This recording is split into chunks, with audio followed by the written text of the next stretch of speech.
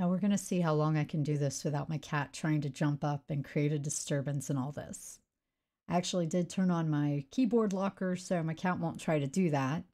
I'm actually going to be testing out this new microphone again next week when I do my interview with a new podcast guest, but that's for next week. So this week we got a whole different thing going on. For one thing, I'm trying to test out this new microphone and doing this on video, which I'm kind of shy and reluctant to do because, as you can see, I do not dress up on weekends. I'm like, this is my time to chill.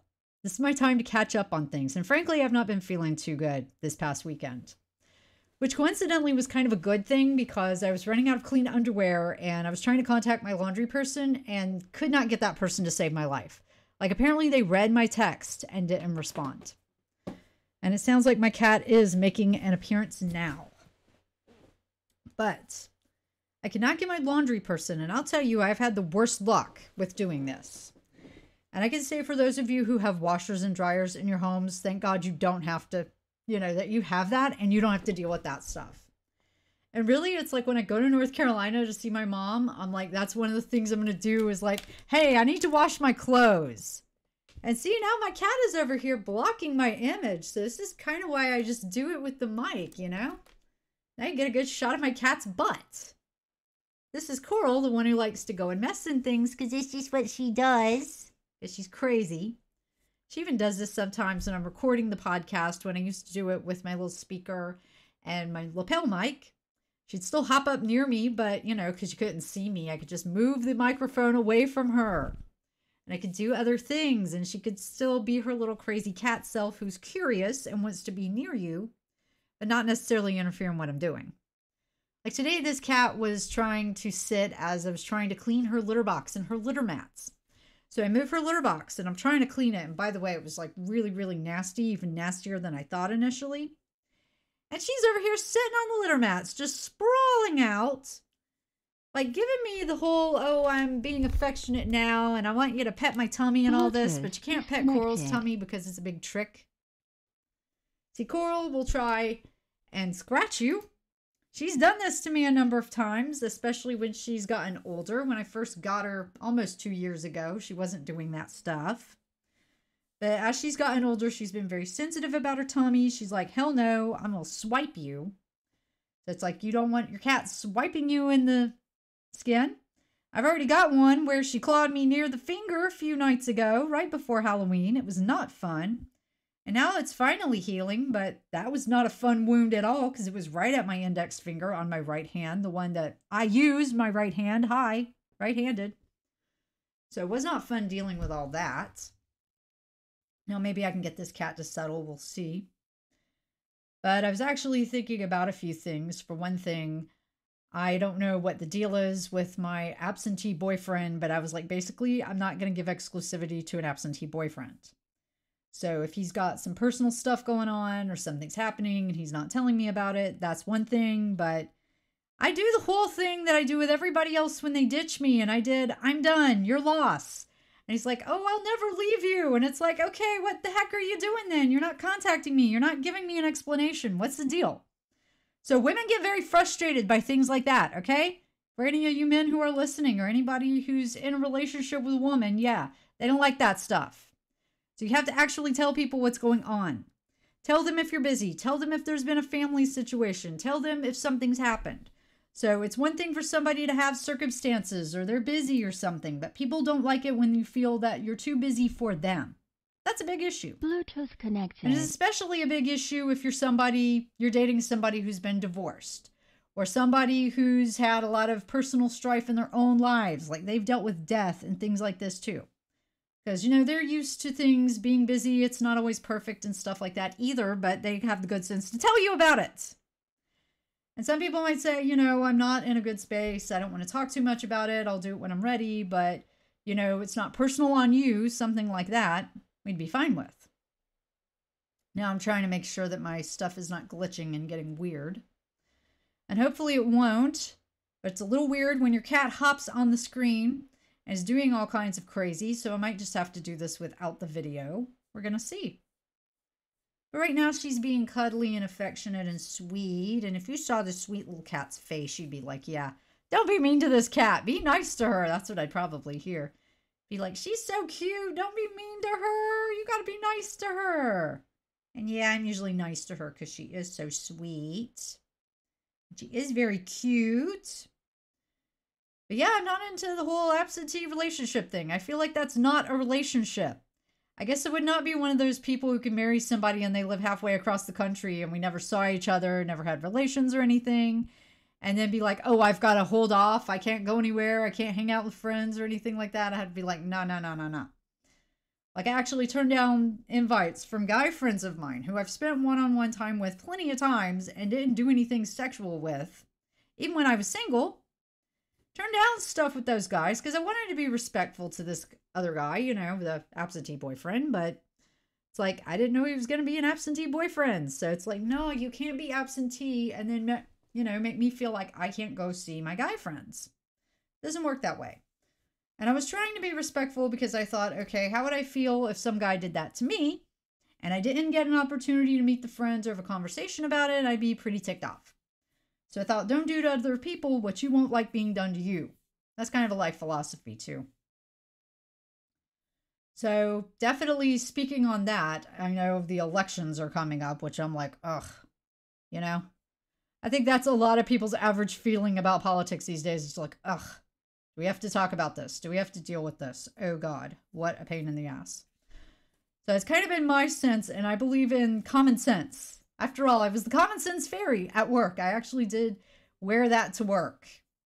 Like I had been told about, oh, by the absentee boyfriend, oh, let's do this couple's costume. And I was all set to go on it. And I actually had clothing for it already. And I was looking up recipes to do fake blood. And I have plenty of corn syrup, which is part of the ingredients of that.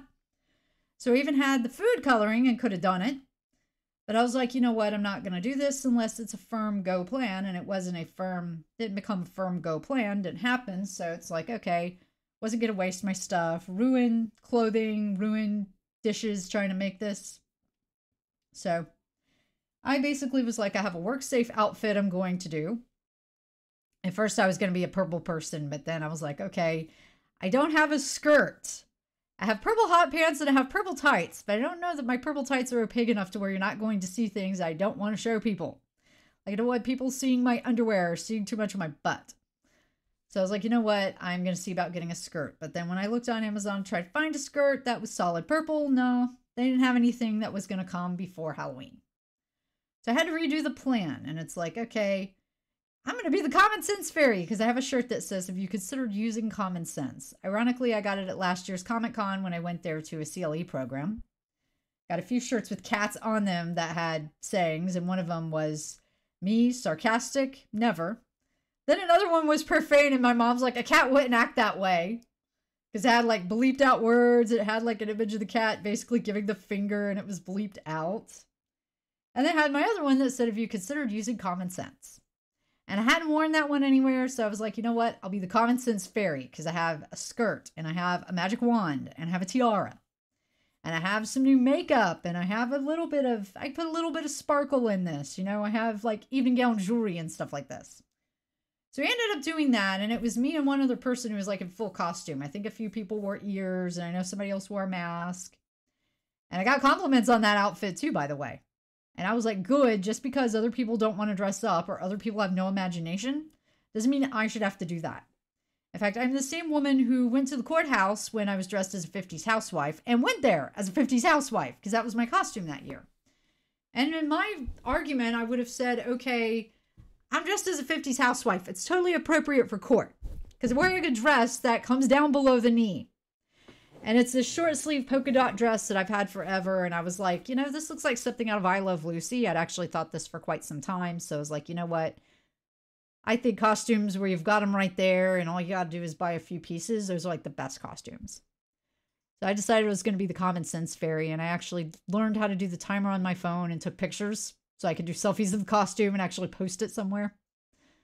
So I was doing that. I also got this mascara from How to Be a Redhead, and I was using some of that for my costume. And I had a few different little things I was doing for makeup and stuff. I even got up an hour early to do all this, which I usually don't do. I don't wear makeup to go to work. Like I'm not wearing makeup right now, as a matter of fact. I'm just like, I like my sleep more. And I used to be this person who wore makeup every single day. Like when I was in high school, I was like, my face is so pale. I need to wear makeup. And everybody else around me was wearing makeup too. So I was doing that every day. But I think by the time I got to college, I was just like, you know what? I like sleeping in. I don't want to get up as early anymore. So it was like most people there weren't really wearing makeup to go to their morning classes and stuff. So I was like, screw it. I'm not going to wear makeup. And it was also a little different in that environment because guys actually noticed me and thought I was attractive for real instead of playing head games with me like they did when I was growing up in North Carolina, especially in middle school. So I was just like, okay, I'm not worried about wearing makeup anymore. So now I don't do it unless I'm modeling or I've got to go do an interview or I've got something serious going on where it's going to be professional photography or something like that. So I just don't do it. So that's another reason I was like, okay, I can't do these YouTube channel things. I can't go do video of myself because I'm not going to be putting on a full face of makeup every day. I just don't feel like doing that. I'm not compelled for it. Like, no, the natural look is good. You don't want to clog up your pores. It will age you. So I don't happen to look as old as I actually am. I'm like, that's a good thing, you know? A lot of people like that. They want that for themselves. So I was doing that, and I guess basically this week I have so many different topics I could delve into. But I suppose one thing is I'm looking at the voting stuff and I'm like, let's bring back common sense. Let's bring back sanity. And I'm thinking maybe if all these Arab people are pissed off with the Democratic regime and they're not voting Kamala Harris and they'd rather vote for Jill Stein, maybe they'll get enough votes for Jill Stein in to where we could break the two-party stranglehold. I actually pointed that out to a friend of mine who said he was voting for Kamala Harris. I was like, maybe all these other people will vote for Jill Stein. It will break that stranglehold. Because that's one of the things you have to do if you really want to fix politics. I think of a lot of other things you can fix too, but one of them is definitely break the two-party stranglehold. Another is you got to get money out of politics.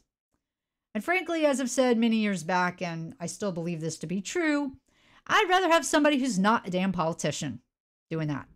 I think the rent is too damn high guy should get a nod, okay?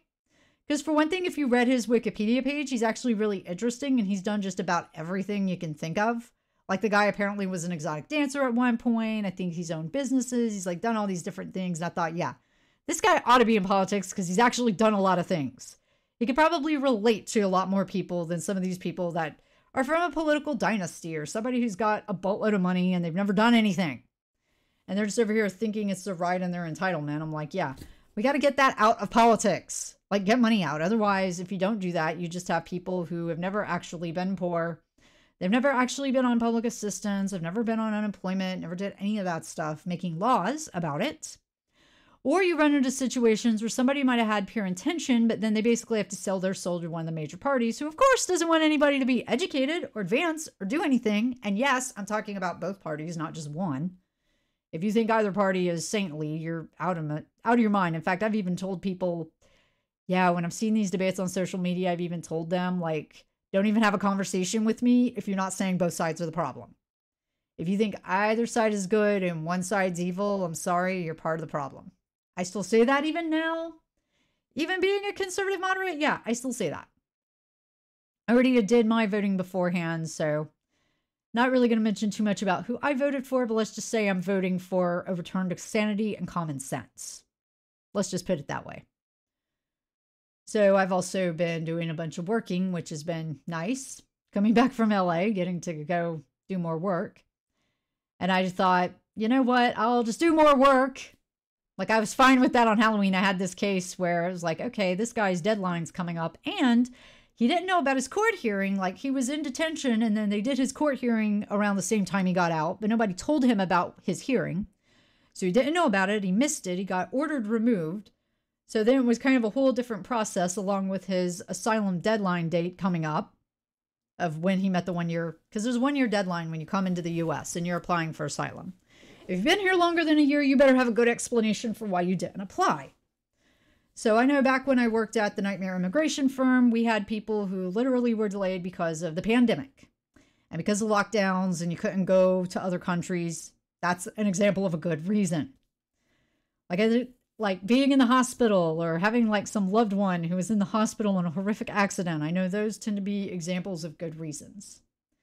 Apparently being a minor is not always a good reason, which I could go on, man, I could go volumes on why things the government or the courts do in terms of policy make absolutely no sense. And I've actually said to clients, because my background's in the business space, that if government and the courts if businesses ran that way, we would have no economy. It would just collapse. And I think it would. I actually was dealing with a work thing a couple of days ago and spoke up, using my business background, and somebody thanked me for that. And I'm like, yeah, I've done it a long time. I'm one of these people that if I know something about things and I kind of see something going on, like if I see you with your dress tucked into your pantyhose, I tend to be the type of person to say something about it. And I think that's probably because it's kind of the job of a general counsel with working with a company, is that you're supposed to tell somebody if you see they're about to step in dog doo and they're not looking, you're supposed to tell them about it. And I tend to be very protective and I guess very guarded about that, of like, okay, I'm going to tell you when you're about to step in dog mess. But if you step in that dog mess and you ignore what I say, don't come at me. That's your fault. So no. So I also have noticed that, honestly, like I heard about that incident with Erwin Cherminsky, and they were having some kind of graduates dinner and some pro-Palestinian protests like crashed it and made a whole speech. And I thought, and there were people who were pissed off about that. And some people were like, free speech, free speech. And I'm like, okay, that's somebody's house. So if you really want to convince somebody of your cause and you want them to believe in something, you don't go gate crash into somebody else's house and go do your whole political message. It doesn't work that way. And I actually went to my school's reunion. This was like back in 2023. And I remember we were having a discussion about things like this. And I said, there was somebody who came and spoke at our school when we had a gay marriage symposium. And this was before gay marriage had become federal law. And there was a speaker who was saying, oh, everybody who has kids should be married. And I was tempted, and I didn't do this, but, I was like thinking, okay, my sister had just lost her first husband and her son was fairly young. I was going to say, so my sister should just get a man, any man, rather than being with his loving grandparents, her parents, to help him. And I was like so tempted to like just kind of ask about that. And I thought, I don't know if I want to necessarily use that example right there. I could have. I didn't end up doing that, but I didn't agree with a lot of what this woman said, but I didn't go blast an air horn. I didn't go scream and throw a hissy fit and do all that. I didn't try to block this woman from speaking. And I mentioned that I think that was the difference between when I was going to school and when some people are going to school now and they're doing stuff like that. And I'm like, yeah, I didn't demand that this person have no right to speak. I didn't try to interfere with their free speech rights. I didn't go shriek and have a hissy fit and blast air horns and try to stop them from speaking. If I was going to do something, I would debate the person on their level, on their terms, like go in there and debate. And then you really will actually make an impact and you will make a difference there. I think acting like a toddler does not get you anyplace.